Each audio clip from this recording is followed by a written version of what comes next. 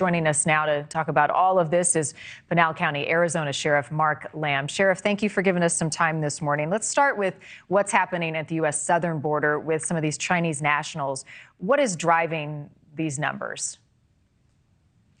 Well, I think these open border policies are driving these numbers. Our inability to show the force we need to secure our borders is what's driving it. And now what we're seeing is these policies are bringing people right to the doorsteps of the cartels.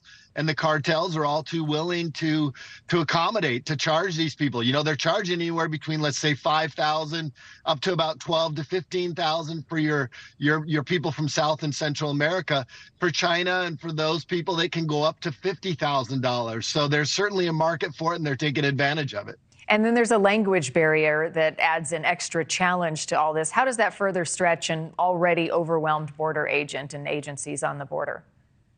Oh, it's a tremendous stress to it, not just to the border agents, but also to those communities. The Yuma sector, in Yuma now, the second language teachers are now having to deal with Chinese, Russian, and so many other languages that they are not equipped for. So it's not just having an impact on Border Patrol and their resources. It also has an impact on these communities that live along the borders where some of these folks are coming through. Sheriff, what has been the impact of that GOP coalition that held the hearing at the border last week? Have you seen any tangible reaction to that has been helpful?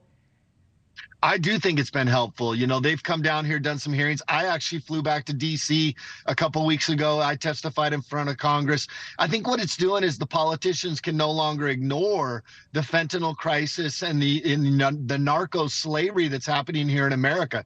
They're now being forced to address it. I see that the left is really kind of shifting back towards a narrative of the immigration, trying to talk about the humane side. But frankly, the two are intertwined. You know, the cartels are in the middle of all of it. And so I'm glad that they're addressing. I do think it's helping.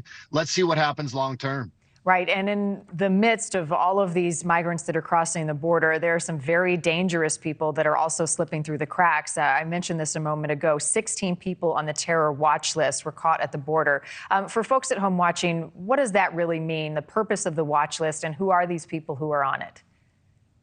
Well, it took a lot less than 16 terrorists to affect 9/11. So just to give you an idea, if they caught 16, I mean, last year, I think it was well over 100 that they caught that were on the terrorist watch list. How many of these people that are not on a terrorist watch list? I will guarantee you, and I think most Americans understand that everybody coming to America doesn't love it. A lot of these people hate this country. Every day, there are 40 plus Russians crossing the border down in the Yuma sector, plus Ukrainians, Chinese, people from all over the world. And it doesn't take a lot of bad actors to affect a lot of damage on America. So we should be alarmed. And not only that, there was over 40,000 men and women caught that had been convicted of crimes already in America that had gone back and now trying to come across, or that were wanted by law enforcement. So these are people that were already criminals trying to come back into America. And how are the cartels responding to some of the threats they're hearing from U.S. lawmakers to treat them as terrorists? Do they have any fear in the ramifications, in circumstances and accountability, or will they continue to act with impunity? Have you heard anything that you think they will change their tactics? No, because I think they understand that this administration's not committed to it. Congress may be committed to it, but this administration's not committed to it. So I don't think they're that worried. Now, if there was an administration change, I think they'd be a lot more worried. And I'm not trying to drag politics into this, but the reality is what it is. They're not afraid of this administration, and they're going to continue doing business until we stop them. Well, the other focus that people haven't heard a lot about is the crossings that are happening to the north. So we're looking at the U.S.-Canada border. A lot of these are still Mexican nationals. They're traveling north. They're coming through places like New Hampshire and Vermont. They're trudging through the snow to get into the United States. What is driving this surge to the north, and how does this impact the resources for small communities who aren't used to dealing with it? Well, the more resources we apply to the southern border, you're going to start seeing more and more people go north, especially as the temperatures start to warm up.